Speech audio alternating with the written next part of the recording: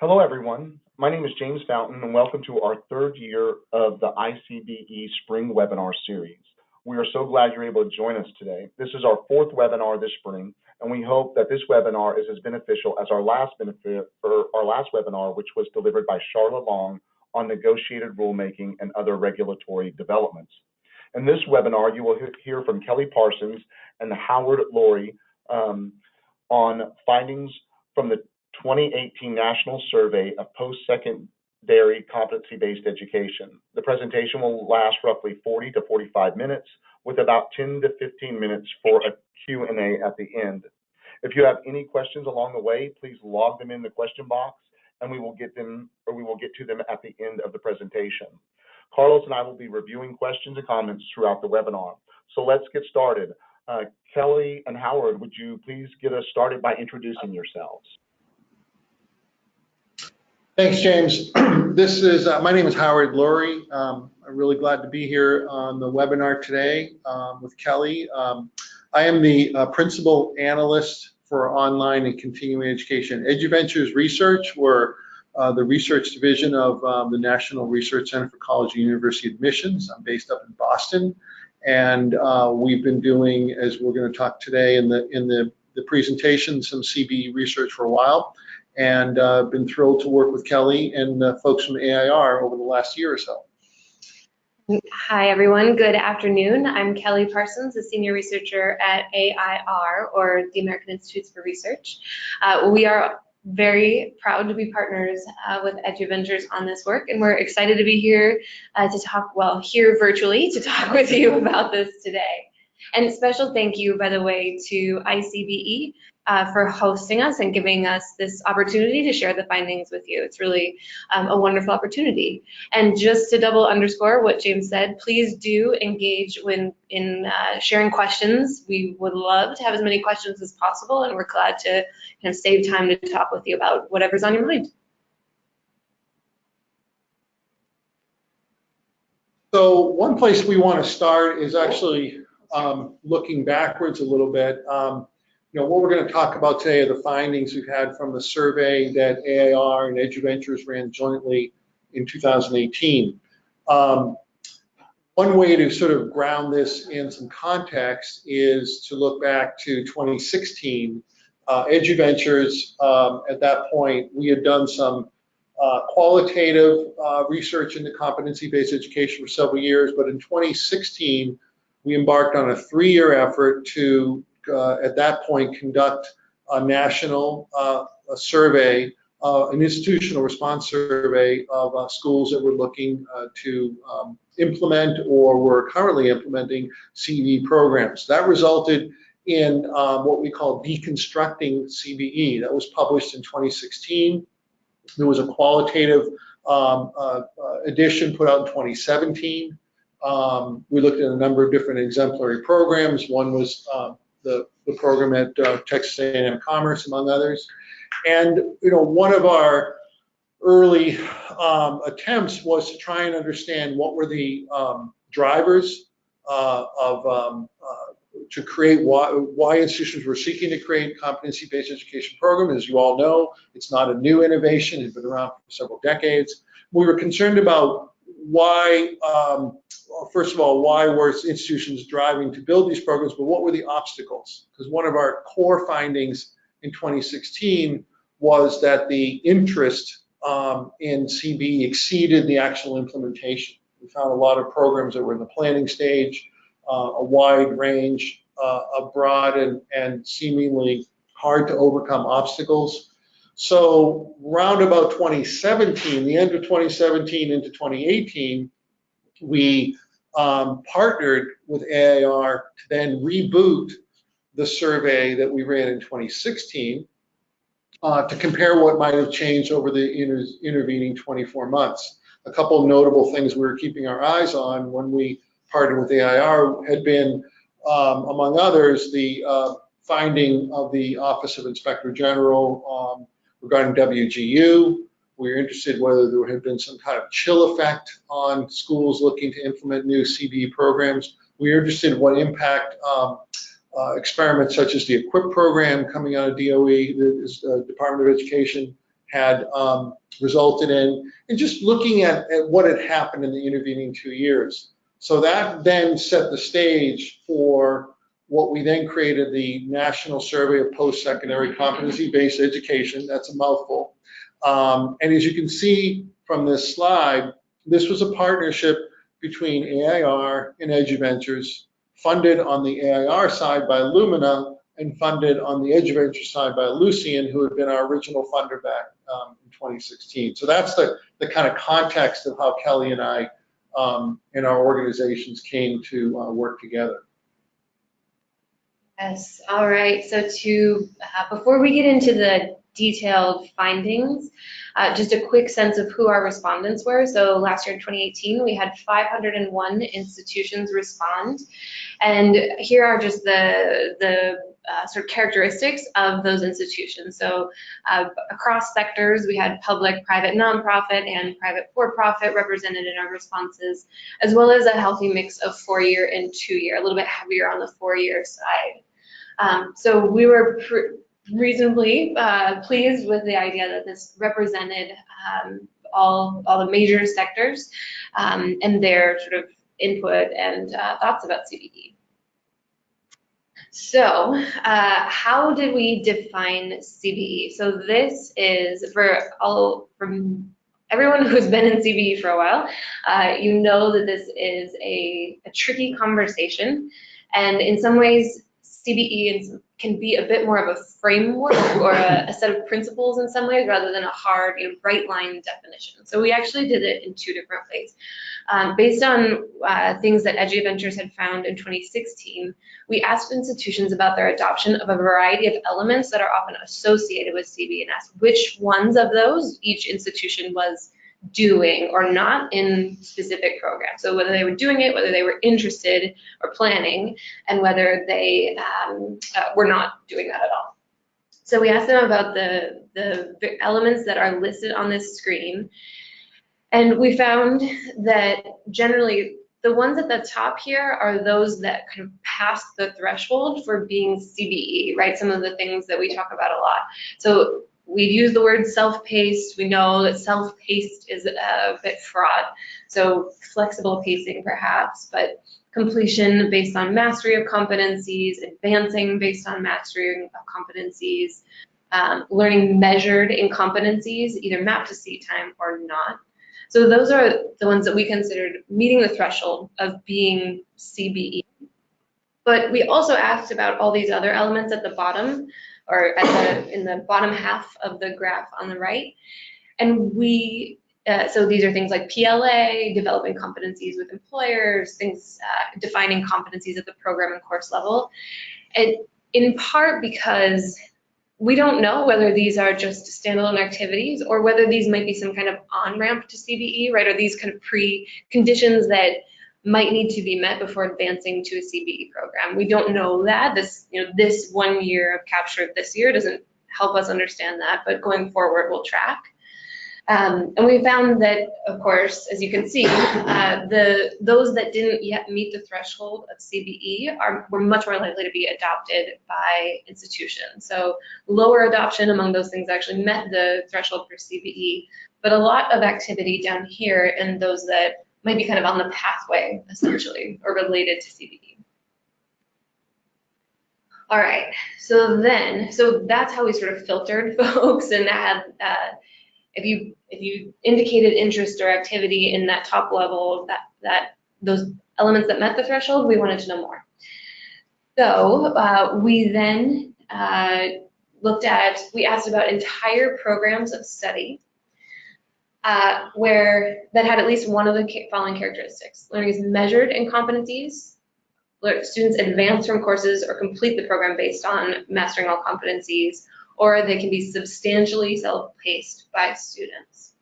So that is how we define the CBE as a starting point. So and we say that as kind of a baseline because there may be plenty of programs out there that either consider themselves CBE or kind of near CBE that don't quite meet that threshold, and we just want to be transparent about what we're kind of counting in this conversation as a kind of foundation. All right. So some top level numbers. When I said what we're counting, here's what we counted. So we'll get into some more findings in just a second. But first, of our 501 respondents, 57 of those reported a total of 512 CBE programs. So 57 institutions, 512, an average of a little bit less than 10 each. Of course, that's not what the distribution, it's not the case that everyone said 10 or roughly 10, but that's what we found. Very heavy on the undergraduate programs, right? So 427 of the programs that were reported were at the undergraduate level. 85 were at the graduate level. So that's the breakdown. And these are counts, hard counts. The remaining findings that we talked with you about, other than this next one about the concentration in nursing and computer sciences, those were the disciplines that were the most commonly reported. Our findings beyond this are all with data that have been weighted to account for the likelihood of a given institution to have completed the survey, but these are raw counts. And we can, if anyone is really interested in weighting, we don't have a plan to talk about that today, but if you are interested, by all means, we'd love to follow up with anyone who wants to get excited about weighting data. All right, so some key takeaways. So this is just a kind of summary of the findings that we'll spend a little bit of time on next. So big picture, why are institutions interested in CBE? It's primarily related to some of the core, or we see it as being primarily related to some of the core challenges in higher education, serving non-traditional students and meeting workforce needs, right? Almost every conversation has something to do with that in higher ed these days. Well, actually not in the last month or so, but before the last month or so, that was common. What trends do we see in adoption? So implementation of CBE still appears to be relatively small scale in a few different ways, and we'll talk a little bit about that. But it appears that there many may be kind of on a potential adoption pathway. We don't know that they're on a pathway, but we're hypothesizing that where they are suggests that they might be moving toward a program. And what is the future of CBE? So institutions are optimistic about the growth. So Howard had previewed our question about whether there's a chill effect. Is someone calling us? Someone asked about a chill effect, but we found generally high optimism. All right, so Howard, you want to take us through the details? Sure, let's go back to that previous slide for a second. Okay. So part of what we've done in the past year is sort of try and unpack a puzzle. And for us, the work we've done at eduVentures and then the work we did this year with Kelly's team in AIR, and the puzzle is we've known that CBE is highly attractive to non-traditional adult working learning students, obviously because there have been programs in place for, as we said earlier, for decades. Part of the impetus was not just to tell the story of the well-known large-scale institutions, which have participated in the survey as well, but we wanted to reveal the ways in which some institutions who are less well-known across the higher ed landscape have both encountered the obstacles, responded to those obstacles, in some cases sunset their programs, or in some cases tried to reboot and refine the ways in which they were trying to appeal to students, assess students, support students, and so forth. And also, how do they work with employers? So when we think about these key takeaways that we have here, obviously we're trying to understand if this is so compelling, if this is such a logical way to work with non-traditional adult working students for a whole bunch of reasons. And we imagine those of you on this call today, we're not preaching to the choir. We know that you probably know that. Why hasn't it scaled? And why hasn't this been an issue of a greater adoption? So that was those are some of the puzzle pieces that we were trying to put together. But let's look at what we did find and why our why are institutions interested in CBE. So, not a news flash here, but sort of confirming what we found in 2016, what we found in 2017. but we also found some sort of deeper channels of findings. You know, the schools who were further along in the adoption pathway, either as actually having built out programs or were going through those planning stages, saw CBE as a way to serve non-traditional students and respond to those workforce needs. This was particularly true, obviously, at two-year schools. And as you can see by the findings here, you know, we were trying to identify 4 and 2-year schools in total. We saw, obviously, you know, the mission of many 2-year schools is to do that. The problem, though, that we still see is not just the program goals, but it's the actual implementation or translating those goals into sort of program features.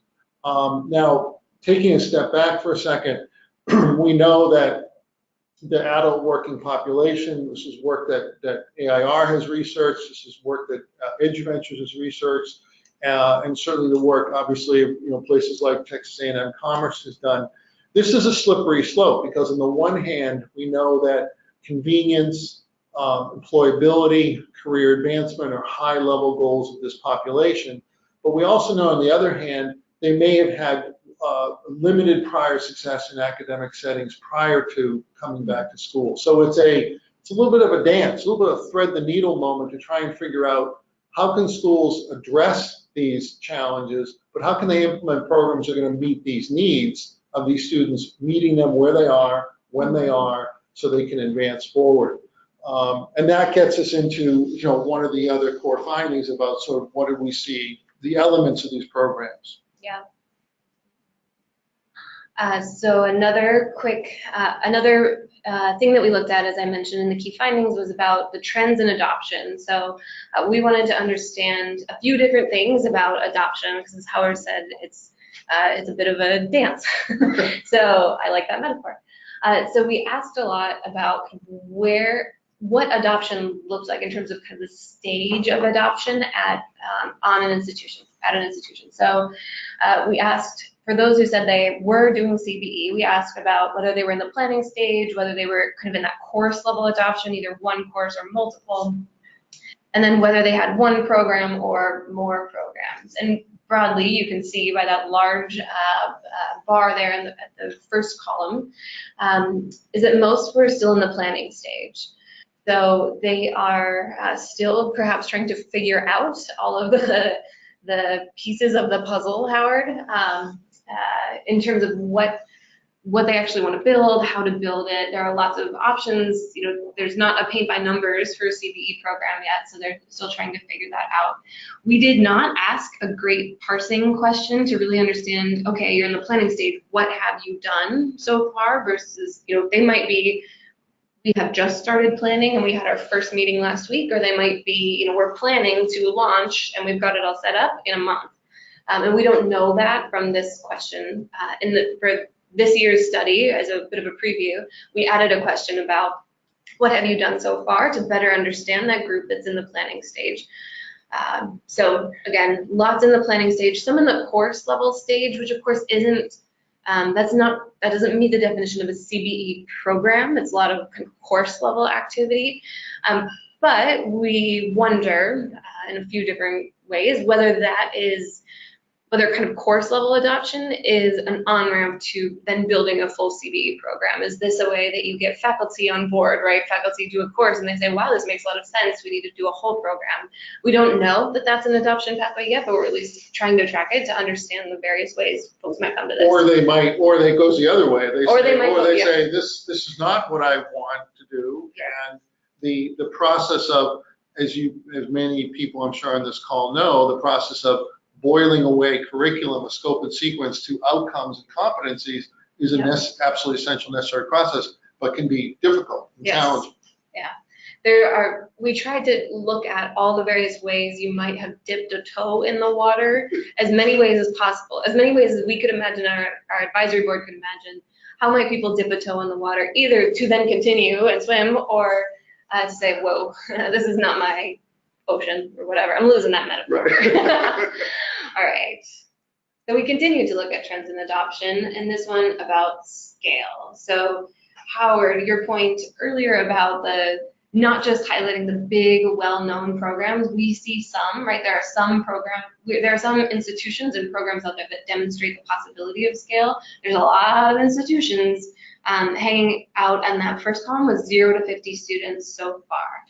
So one of the things I think, as we think back to, as we parse this data, one of our key findings, and by the way, we should say that this report is available from the AIR site, yep.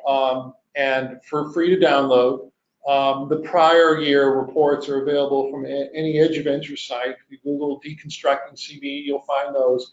But we would encourage you to, since we're kind of truncating a year's worth of research and findings into 40 minutes. If you're really, you really want to get the report, we encourage you to take a look at those. But so one of the issues that we saw in terms of that I think resulted in the higher frequency of low program scale or small scale programs is, for lack of a better term, the kind of the blocking and tackling of managing these programs. So it's not simply recruiting the students, it's not simply navigating the federal financial aid requirements. And we're going to get into obstacles in a few minutes, but it's also sort of the back office realities of being able to make sure that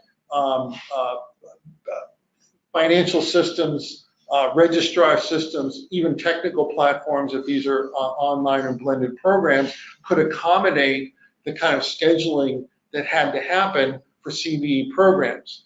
And I would just call out, for example, the work that has happened at Texas A&M Commerce as just an example where, because of the way it's been organized and staffed and the people who are there have been able to focus on those program goals, I think they've been able to achieve some significant growth, not without obstacles, but it's how you respond to those obstacles as a program that I think we would suggest is the reason why you have the tendency for these programs to be small. Is that it's almost as if these programs are up against a myriad of challenges, and it's not one singular force that's holding back growth.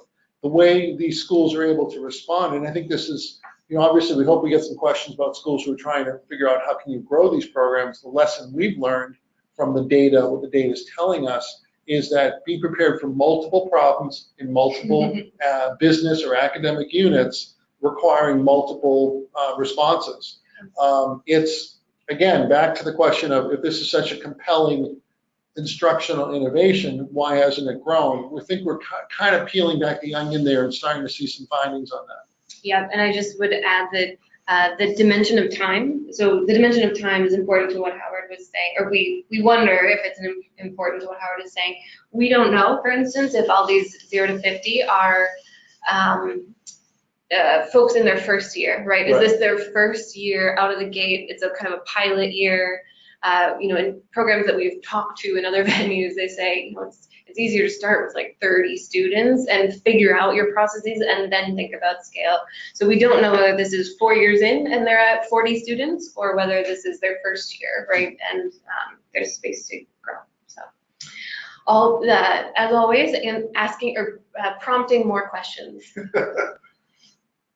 All right. Faculty. So, I think one of the common assumptions about CBE is that it's not how many faculty themselves have been trained and earned their credential. So it can sometimes appear to be a new way of validating content or skill mastery. So on the one hand, employers, it sort of resonates with what employers want, but on the other hand, the role of faculty has been sort of well documented, talked about in CBET and other places. And, so we were interested to see what were the roles, the typical roles that faculty played. And what we, as this chart illustrates, we saw a broad range of faculty roles, divided, obviously, in some cases dominated by sort of non-teaching faculty, non-teaching staff, but typically around, obviously, direct instruction, assessment, evaluation, and so forth, developing those assessments, development and design of new content. And we think that what this shows is that the lesson for schools is that the support systems for faculty need to acknowledge the kind of disconnect that can sometimes happen. I mean, anecdotally, and in sort of the qualitative studies that both AIR and eduVentures has done, and we're going to do more, AIR is going to do more of that. One of the tropes is that faculty don't understand this methodology, but once they learn or understand the logic of it, are excited about it. Well, that's true in some cases, but not all cases. But I think that what our data is telling us is that schools, institutions that have been successful at sort of getting something going knew that their faculty had to do many different kinds of things, some of which they didn't have formal professional training for. And so that requires then the school, the institution, to build those backstops, to work hand in glove with faculty to make sure they do, it's sort of a learning by doing process. And there are some things that some schools were not successful at in terms of encouraging faculty to do, and that becomes another obstacle down the road.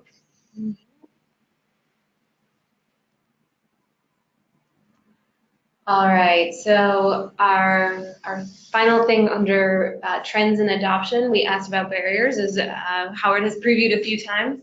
So the top barriers probably aren't too surprising, but the top barriers that were reported by institutions, and in the actual chart, you can see that we split them by 2-year and 4-year. All of these charts are directly from the report, so you can go download the report, kind of zoom in if you want to dig into the data. That's completely, we encourage that and are excited when anyone asks us. So the top barriers, right, are federal student aid regulations and processes. Of course, what we don't know is whether institutions have, and I should say, this is among those who have implemented. So those who have gone through the process of implementing a CBE program. I will say, before I get too deep into this, that we asked that question also of those who were interested in adopting but hadn't yet. And in general, they anticipated the same barriers that those who had implemented reported, right? So it wasn't this like people were nervous about something that didn't turn out to be true in large part. And for the most part, they were consistent. With one exception, which I'll get to in a second. So federal student aid regulations and processes, it's not totally clear to us whether this is, we went through a lot and we encountered this, or it was a kind of broad general fear of, oh, this is complicated and we definitely don't want, or someone was worried about this process as we implemented CBE. So we don't know kind of how this manifested in an institution, but federal student aid is made on people's minds for sure. A shorter way to say that is it's the perception of a barrier. Institutions, business systems, and processes. So Howard was talking about kind of the blocking and tackling that might come with implementing a program. In a lot of cases, there are a number of business systems or business processes set up in an institution that are heavily dependent on things like credit hours, terms, all the things that a CBE program in some ways kind of picks up that rock and tries to turn over. And that's, CBE sort of runs headlong into a lot of those processes and can get a little bit complicated, it appears. So that's a commonly reported one as well. And then other priority initiatives at the institution. We don't know exactly how to interpret this, but in general, the idea that there's a lot of initiatives out there, there's a lot of various priorities that can kind of capture an institution's attention or a president's attention or something. And CBE takes, our interpretation, I think, at least is CBE takes relatively high level sponsorship or a lot of work to do. So if there are other priorities, it can be hard to manage. So one of the findings, and you can see it in some of this data here, is that, as Kelle was saying, in response to these barriers, having leadership buy-in or leadership stewardship of a program. In some cases, and we all know that higher education leadership can drive change, can also be inhibitors to change. But CBE raises fundamental questions about how an institution operates. So we did see that some of the schools that were more successful in navigating these barriers had someone in that stewardship role. Not necessarily someone who micromanaged the project, but someone who understood we the don't logic. know that. Yeah. Well, we don't know that yet.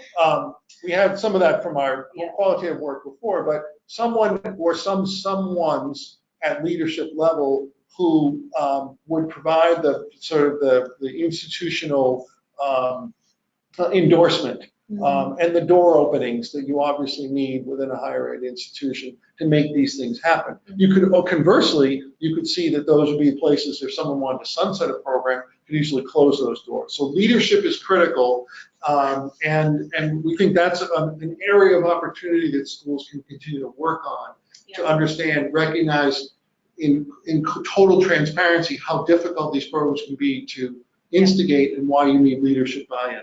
Yeah, and I'm going to pause a minute because so on the right side, this chart is organized by the aggregate number who said it was a barrier, so that orange bar across the 2-year and 4-year bar, and it's organized highest to lowest, right? Most reported or most commonly reported a barrier versus least commonly reported a barrier. But that right-hand side, the green bar or greenish blue, I guess, I'm not sure. Those are, we said, to what extent did this hinder, or to what extent did this help? And so you see some really interesting trends over here in terms of what people said helped or facilitated adoption of CBE. We don't have it in order in quite the same ways. You have to look a little bit harder to kind of parse. But some of the things that are, highest visually, right, is some of the, so Howard's mentioned senior administrators' perceptions of whether CBE is a fit. Let me see if I can get fancy with technology and. You're living dangerously. I know. I don't think there's a way I can do it. I was going to try to highlight them, but maybe 6 up from the bottom, roughly, is senior administrator's perception of fit at the institution. And again, these are those who have implemented, so it sort of makes sense that is that would be the case. The support of leadership, demand from students. Up a little bit, I was just looking at ability to align industry standards to programs' competencies also seem to be important and a kind of facilitator. So we don't spend as much time in the report talking. We don't spend any time actually, I think, talking and parsing that helped side. But I think there's interesting fodder over there if you are interested in digging in and following up. Anything else you'd say on that? No, but I think this point about industry, and we'll talk about some of the implications at the end. One of our takeaways from this is, industry, obviously building on a partnership with local hiring industries is essential to this. Also, having them work in collaboration with identifying those required competencies, how you're going to measure them. But industries also can be sometimes not duplicitous, but sometimes sending a little bit of a mixed message. Because on the one hand, we've seen that industry aspires to the idea of outcomes and competency-driven education, but on the other hand, hiring managers and the kind of operation systems of human resources are not always geared to acknowledge degree completion from a competency-based education program. Not to say that they invalidates them, but sometimes we've seen that industry says, well, is this really a degree? Is this really a validated credential, certificate degree from that program? And I think that goes back to this point about leadership. If your leadership is engaged with your local employers at that leadership decision-making point, that can kind of smooth down some of the friction points that otherwise can become points of resistance. All right. So our third major finding here, again, we're truncating this considerably given that we really want to get to your questions, and that obviously in a webinar we can only do so much. But we were, as we said at the outset, going into this trying to measure the sense of optimism or pessimism among the respondents, the 500, the institutions and the programs within those institutions about where they think CBE might go. So one of our maybe perhaps more surprising, looking at Kelle, because we're in the same room here, we found that 75% of respondents said that they thought CBE would continue to grow over the next 5 years. I think this was both at their school and nationally. This is nationally, but we also asked about their school. It was around 70, right. It was a high So let's take a step back and think what that means. So here we have a program innovation.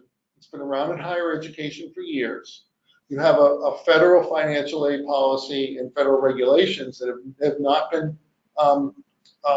receptive, I would say, right? Okay, to this. You have growth that's been isolated, incremental, small scale.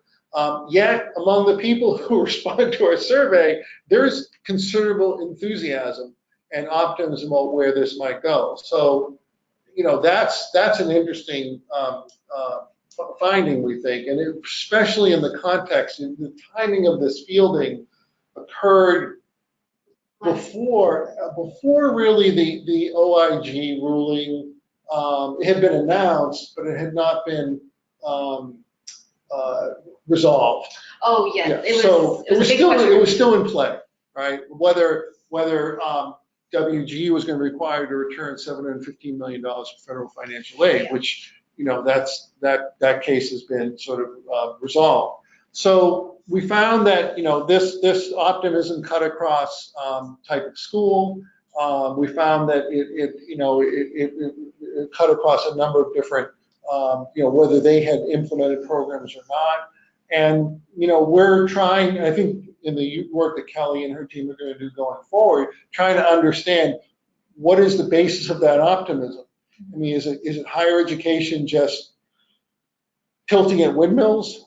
Maybe that's a good thing, but we're not quite sure because, again, all the indicators are that this would not be something people would be optimistic about. I mean, my personal gut is it goes back to something we talked about in the beginning, is that the compelling logic of CBE, of what it can do for non-traditional working adult students, of which, you know, we're not going to go repeat the sizable numbers of people who are in need of those services. People who are on the ground working with those communities know this makes a lot of sense for them. So, and CBEN, and I'm sure the folks at Texas A&M can provide new information on what the current conversations are at the federal level about regulations. But we thought this was an interesting pattern about optimism despite some apparent challenges.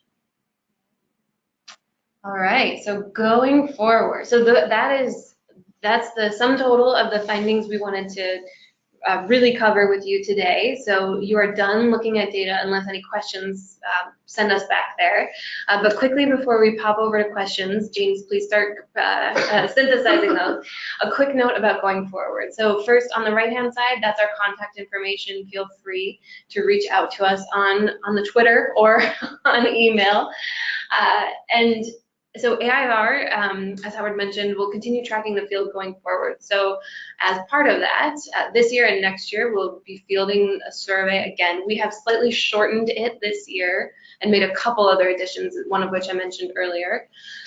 So it is open right now. If you don't know if your institution has completed it yet, by all means, please feel free to reach out to me.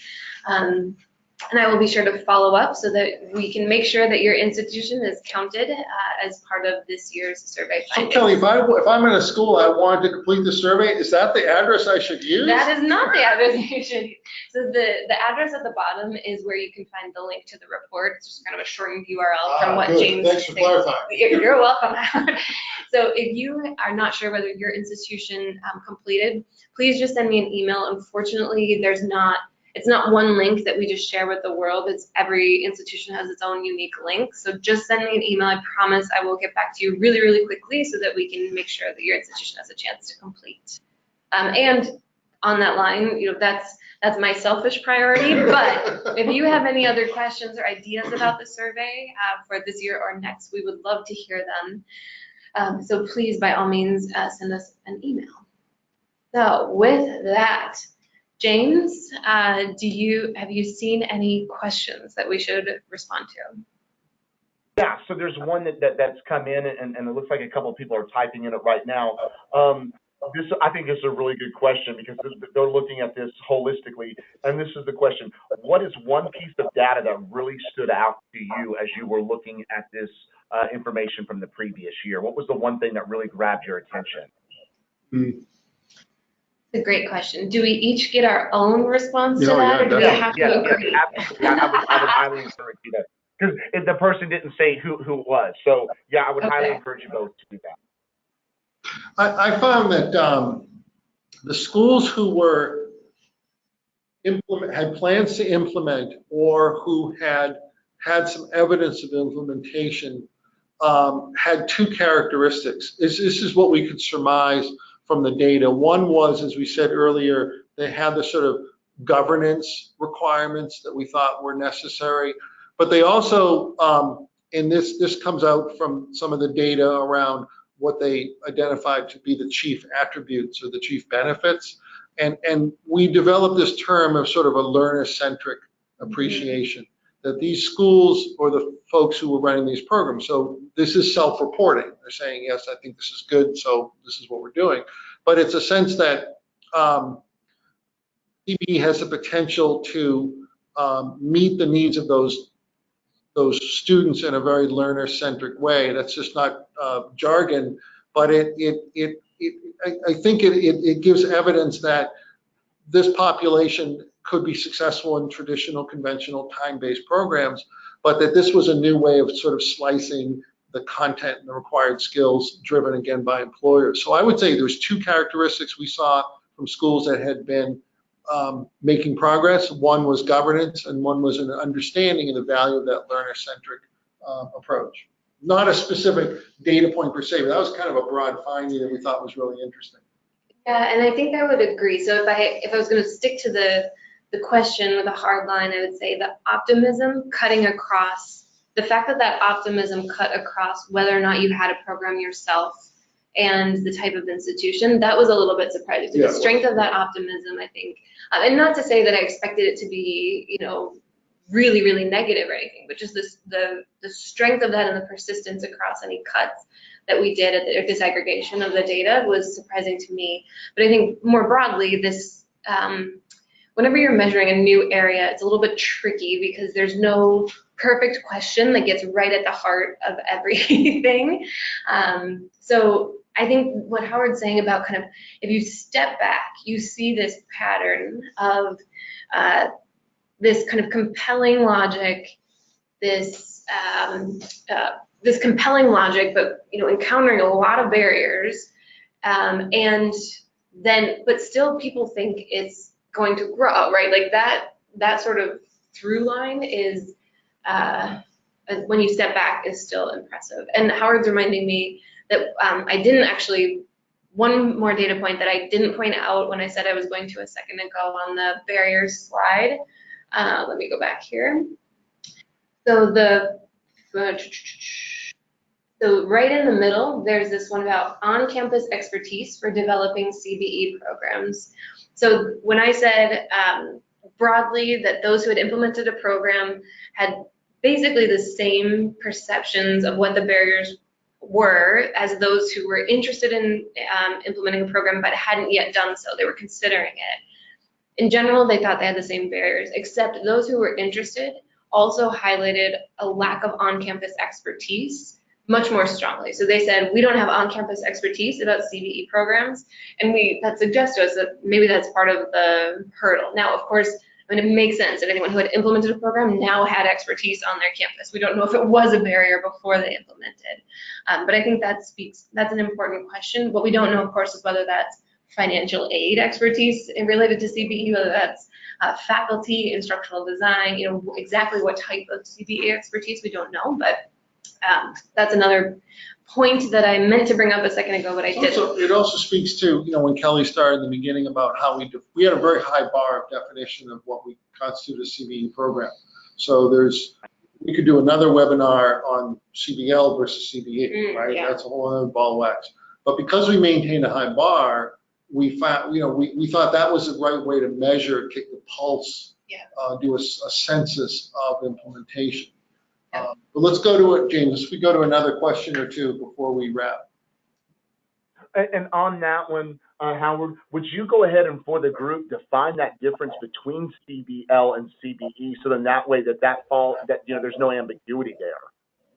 Oh boy, okay. I wish I'd had a backup slide in my pocket for this. Okay, so, go ahead.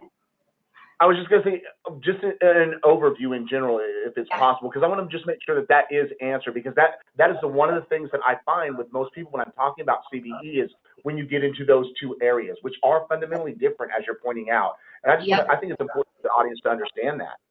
Yep.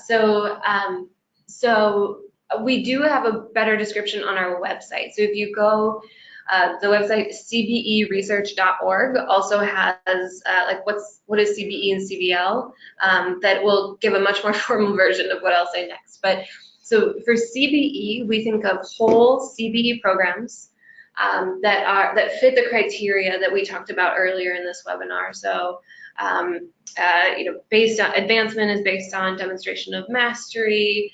Oh gosh, no, of course I'm going to blank on this, but advancement is based on mastery, program completion is based on mastery, some amount of flexibility in pacing. That doesn't mean like complete and total flexibility necessarily. There's a lot of interesting variations on that theme out there. But at their core, they're whole programs with that architecture of competencies kind of at their core. CBL, or kind of competency-based learning approaches, is this kind of broader umbrella term for all of the different ways you could weave competencies into some kind of like education and learning activity. So prior learning assessment often gets put in the bucket of kind of competency-based learning approaches, where PLA, apprenticeships, military training. Military training, right? All these, or military training, especially as it kind of converts to higher education or formal post-secondary programs. So there are a lot of it also might be kind of like modules or things that still occur at an institution but aren't a full program.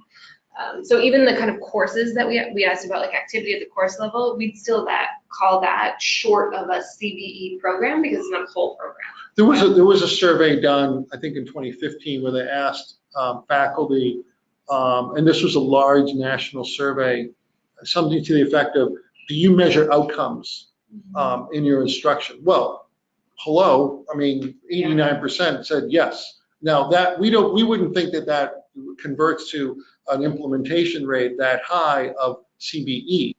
Now certainly outcome-driven instruction, competency-based learning, as Kelle was explaining, is broader. It's also harder to measure, and we also think that the measurement of that signals a different finding of attitudes, sort of institutional and regulatory and systemic attitudes towards how you manage and run a university. So another way to think of it is, we think CBL threatens schools at a much lower level. It's not such an existential threat to how you run a school. Okay, I don't want to say threat necessarily, but CBE can be an existential threat to some schools. This is where we agree to disagree about. On the term threat. No, I totally agree. I'm in that boat with you, Howard. Absolutely. No, that's great stuff. So I've got another question here on that, and this one comes from Kevin, and it says, do you plan to dive into data on retention and graduation outcomes of CBE programs compared to traditional programs in future surveys? Great question, Kevin. Oh my goodness, okay, well that's a great question, and I feel attacked by that question, in part because we have I'm just kidding, but we have a separate study right now. So this was a survey of institutions. AIR has had a separate study of student outcomes. So who's enrolling and what are their outcomes, like retention, completion, those costs, those kinds of things. That has been happening, and we are finishing the paper right now, and we need to get it over the final hump.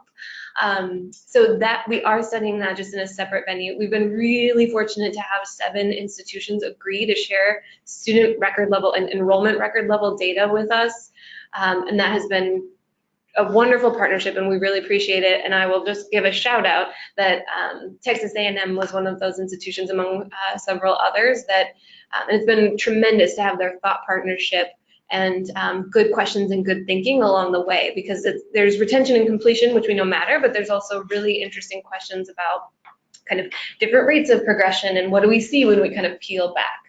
So let me get in the eduVentures Wayback Machine and go to 2016, because we did find a couple of, we also were challenged by this question, but had a couple of key findings about retention completion rates. So one was that for larger scale programs, programs that would say sort of more than a couple of hundred students at a time, we did not see a noticeable improvement compared to similar institutions, private, public, and so on in the sector. And we concluded that that was sort of, it's simply too early to tell whether a CBE degree had a higher completion and retention rates than the others. What we did find were that programs within institutions that had carved out a CBE program had initially challenges around retention rates, and then had remediated back by trying to validate trying to do a better job about identifying the right kind of students and the kind of support students needed to persist through those programs. So in effect, what we found were, and this was some qualitative research as well as quantitative, is that the first few cycles through these programs, it was tough. It was really tough to get students, and these were, I'd say, programs not more than 100. They were small in the 50 or 75 range. And then once the schools were able to remediate against that, again, they had leadership, they had local expertise, they had support systems.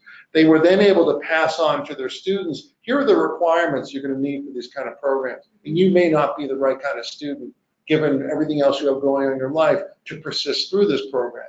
So it was almost like go another round the core, another round the track, help these schools overcome that. So, I mean, I think in general, though, the third point I would say is we think it's too early to tell across the whole landscape. I mean, you certainly can, it was well documented. You can go to iPads and you can look at WGU and SNU and some of the other large providers, a whole institution, right?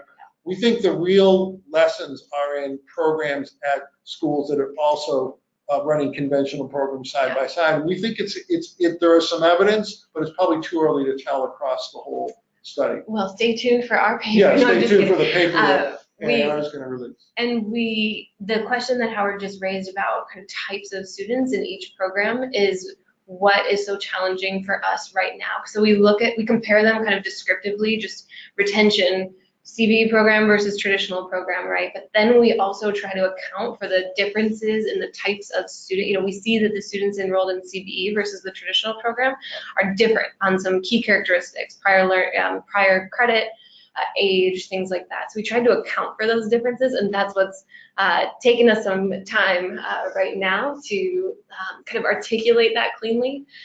So please stay tuned. And I don't feel attacked. I was just joking. Oh, I know. I totally understand. You're like, wait a second. I made this great meal, but I want something extra with it. No, I totally get it. So, no, on that same point, I have to throw this in there because I think it's just to echo what you're saying. I think that's one of the key compellings of us being able to tell a story that we're telling right now is we're able to compare our program to our traditional 16-week program with those same outcomes and be able to compare that retention, be able to compare that academic, hey, this is the artifact that is required for the on-ground class at 16 weeks, and here's the one that they're able to produce in the 7 weeks. And to be able to get those other CBE stakeholders of the faculty, the employers, those are key arguments to be able to be made when you can make that comparison. So just really wanted to echo that sentiment. I think it is absolutely critically ideal if you can set it up that way. Yep, absolutely. You've got strong advocates over here for setting up your program such that you can collect that data and be prepared to share findings. Yeah. All right, perfect. So we've got another one here, and I guess I'm going to just go ahead and precursor this one and throw it out there as a driving factor of CBE.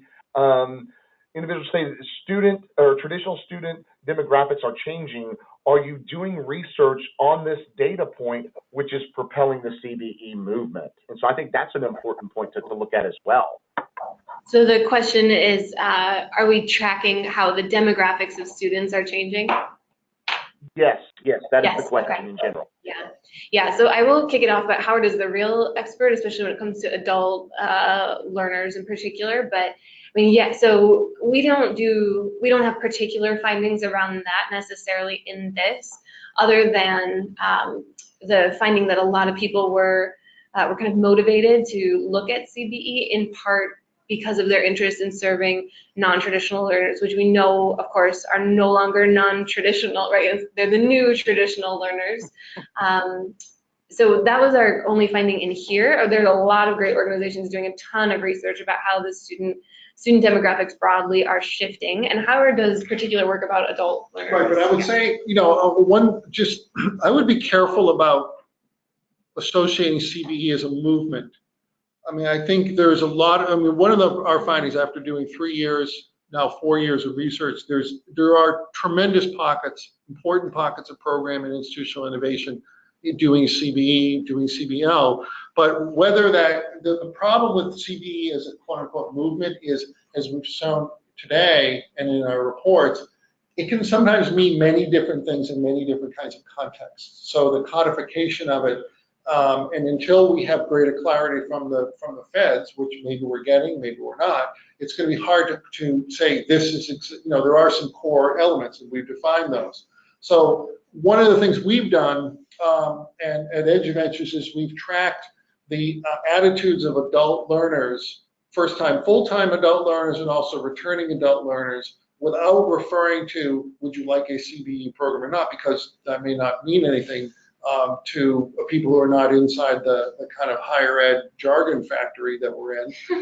But we asked them, what are the program elements you'd like? And pretty consistently across different demographics, pursue different kinds of program segments, they're saying things like, I don't want to pay for things I already know how to do, right?